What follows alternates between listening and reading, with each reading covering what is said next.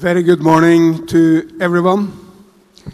Look, we will focus on the relationship between climate and energy on one side and geopolitics on the other.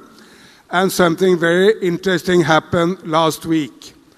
And that is that the President of the United States of America, Mr. Donald J. Trump, became the largest promoter of renewable energy on planet Earth. Why? Because the war which is now happening in the Middle East is the strongest public relations for renewables any point in human history. Everyone wants to be independent of the Hormuz Strait. No one wants to be dependent on the volatility of the oil market. And how can you do that? Well, you go into solar, into wind, into hydropower. The sun is Indian. The wind is Indian, the great rivers of India are Indian, and of course exactly the same applies to Bhutan. When you go renewable, you become more energy secure. So that's the backdrop for this conversation. Let me start with the biggest player here, which is of course India, and Vardhan. Can you give your perspective from the upper house, the Rajya Sabha, and from your perspective, on the relationship between geopolitics and environment and energy seen from India, please. Thank you, Mr. Solheim, and it's great to be on this panel with you and Dasho, Sangay, Khandu. Well, a couple of years ago, people used to ask the question whether geopolitics was having an impact on other aspects of our existence, whether it's business or whether it's sustainable transitions or it's climate change. And today, I think we definitively know that answer, that geopolitics is here to stay. By that, I mean that geopolitical developments and disruptions are going to be a part of our existence, whether we like it or not. And that, I think, is something that the world has to prepare itself for. The previous speaker, the former Prime Minister of Sweden, spoke about the fact that we were going through a certain level of disruption, but that he believed in the rule of law and countries working together to preserve an established order. But I think we have to prepare for a reality in which the rules-based international order is today very much under threat. The effectiveness of global governance institutions like the United Nations and the Bretton Woods institutions are seriously, I think, challenged. And that it is increasingly a sort of, might is right sort of situation on the global stage. So countries like ours, like India, I think are very cognizant of the fact that anything that happens in any part of the world impacts on us, whether we are party to it or not. COVID was one instance of a black swan event which impacted all of us. But today, if you see the conflict in Iran, which you referred to, sir, that is already having an impact on our lives here. I mean, there's talk of LPG shortages. There's talk about serious LNG supply chain gaps. There is talk about impact on agriculture because of fertilizers not being available. I think the government is doing everything possible to address those, but I'm talking about the fact that it impinges on our daily lives and we think a conflict is far away, but it's actually right here. So we are concerned, and I think this is going to impact on transitions in terms of sustainable energy. In India, we are moving very quickly towards a green economy. We are one of the few countries that have more than fulfilled our obligations to the Paris Agreement. But it is having an impact on a global basis, and I think I can speak on it further, but just to answer your question very briefly at the outset. Wonderful. One follow-up question before we go to Bhutan. I mean, I think the war in Iran, what we do not know, of course, is how long will it last. If it ends very soon, the impact may be not that big. If it lasts very long, there will be huge impact also for a nation like India. As you said, fertilizer prices will for sure go up. Everything will be more costly. Import and export will be more costly. So there will be a huge number of impacts, which we cannot predict absolutely certainty, but still a nation like India needs to prepare. So what's your thought as to how India can prepare for a more volatile world?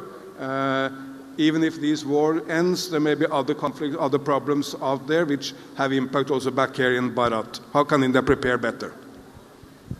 Well, we account for 1/6 of humanity. So if we are moving towards our goals in terms of the Sustainable Development Goals of the UN, we have, I think, taken 250 million people off the poverty index in the last 10 years alone of Prime Minister Modi's government. We have moved very fast, as I said, towards meeting our climate change goals. We had committed, Prime Minister Modi at the Glasgow Climate Conference had committed to 50% of our installed electricity capacity being met out of green energy. He had also committed to creating 500 gigawatts of green energy in India. We've already met part of that goal because 51.5% of our electric capacity comes from green energy today. And we have, as we speak, 260 gigawatts plus of renewable energy. So we are well on track to be a 500 gigawatt renewable energy producer. So as we move towards our climate change commitments, we as 1/6 of humanity are contributing to alleviating the world's problems. But at the same time, we understand that we have to work towards providing capacity support to the rest of the world, along with countries like the Scandinavian countries, Bhutan, our neighbors, etc. From that point of view, we are pioneers in setting up the International Solar Alliance, the Council for Resilient Infrastructure. We are also part of the initiative that created the Global Biofuels Alliance. So all of these are intended to allow us to work with our partners to provide the world with the capacity, especially the global south, with the capacity to meet those aims. But again, another part of your question was, what do we do to meet those challenges that we face? India believes in working on multiple alignments. We work with all of our partners, whether it's the West, whether it is the BRICS countries, whether it's the global south. Our approach is to work with all concerned and to work in a manner that keeps with our philosophy of Vasudhaiva Kutumbakam, which is the world is one family. So by the world, we don't mean just the human race, we mean the entire planet Earth, which means animals, everything that is part of the planet, part of our civilizational philosophy. And in that context, we work with the rest of the world in creating a base for, I would say, peace, stability, progress, and prosperity. You will come up. This quote from the old Indian scriptures, the whole world is one family, is so wonderful. I mean, I really want the world to take it to heart in these critical times. We will now move from India, from Bharat to Nepal. We have Dasho Khandu. He's the Deputy Speaker of the National Assembly of Bhutan, and we're eager to have your take as to how the global developments are affecting Bhutan and how you are making how you handle that in Bhutan. Firstly, I agree to what colleagues say. The most important thing is that there is an impact. There is an impact. We cannot deny. Things have changed. We have seen it. We have felt it. But the only way out as a politician, not as an academic, or maybe not as an economist. Bhutan per se today is now thinking over how we diversify ourselves. This is a time that now we think beyond traditional ways of doing things. Till today we were dependent on one ways of doing things, or maybe a few ways of doing things. Maybe a few trades. Of course, the world is interconnected. The world is now flat. There's no more round. It's all interconnected. Something happened in America. Something happening in Cuba, Somalia. Something happened in maybe what is happening in Kuwait today. It will definitely have an impact on the global economy. And our Bhutan as you know, is a very small country with a very small economy, will be impacted a lot. But this is also a time for us to now think over what next. What is the option? Do we have an option 1, option 2, option 3, option 4? So I think now we are more of thinking over and over and over and over. Do we go back to the old Stone Age or do we really progress ahead? So we have a choice. Either we just stay back, sit for the things to get stable by itself, or maybe some miracle to happen, or do something. So anyways, we are trying to do something that is, I don't know what we are really doing today. I think it will be very difficult for me to maybe really express and explain in detail in a very short, given a very short time. But we are really thinking over what next now. I think Bhutan may be most well known to many citizens outside Bhutan because you have developed a somewhat different model for society than others. You have focused more on a people-centered model, a high-quality model, rather than just to drive economic growth. Yeah. So to create happiness among the people. Yes. Is that model still? You will still take that model into the future? How can you refine it and develop it for a new generation? So, as I in the beginning, during my keynote itself, we have learned to live by ourselves. We have also learned to be satisfied. We have also learned to be happy with whatever we have. Of course, if we can have more, we'll be happier. But now, the next step, whatever we are going to take, is going to be a very holistic approach, a sustainable one, a resilient.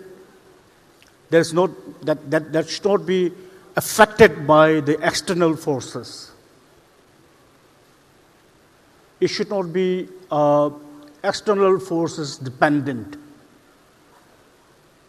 Whatever you do, it should be, of course, you cannot say that you can isolate yourself from the world and you can be happy all alone. But you can still be, you can devise your own model and make yourself resilient to the world. Resilient to the external forces, external effect, or external whatever that comes in. So let me quote what happened in 1997. 1997, the Southeast Asian economic downturn was the worst experience of the economic crisis. And Thailand was the hardest hit country. It was called as a Titanic.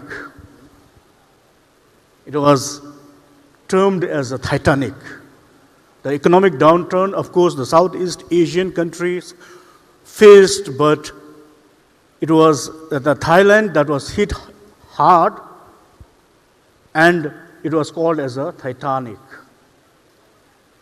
But then the Thailand came up with of course, then the IMF came in, the World Bank came in, so many experts came in, advised them, but they said that they want to devise their own model.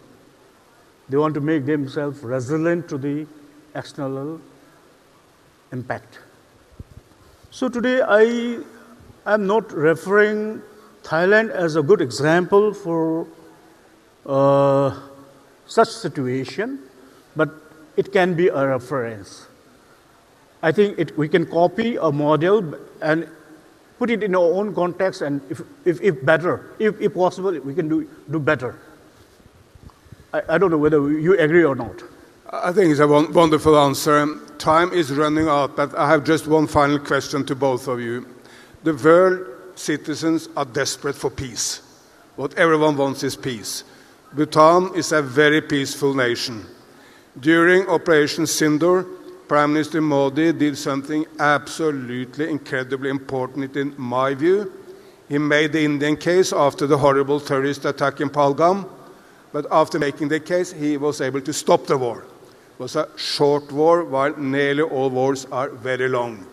So can you just encourage you to send a message of peace to the world from South Asia, from Bhutan, and from India? I think the rest of the world has so much to learn from both Bhutan and India. Maybe Bhutan first, and then you, Vardhan. I don't know if it is from the. If it is the question of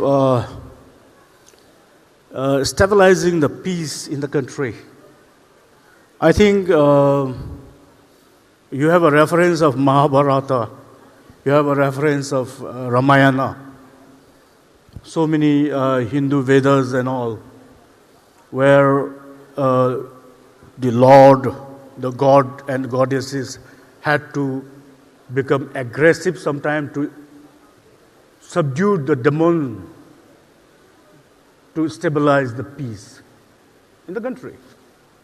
So see. So I don't know if you have any answer to the Sindoor, Operation Sindoor, and the peace, connecting Operation Sindoor to the Well, I mean, India has always, stood for peace and cooperation with all countries, and so we have always looked at ourselves as a country that, if at all we have a military point of view, it is a defensive one. And if you look at us historically, we have never aggressed a country, but we have defended our territory when it comes to aggression against us. And Operation Sindoor was an aggression against India. It was a targeted terrorist attack against India. And Prime Minister Modi's response was very calibrated and very targeted. We could have gone after Pakistan's military infrastructure. We could have gone to, I would say, take out their defensive installations. But instead, we chose to only focus on terrorist infrastructure, the headquarters of the terrorist groups who were responsible for those terrorist attacks in India.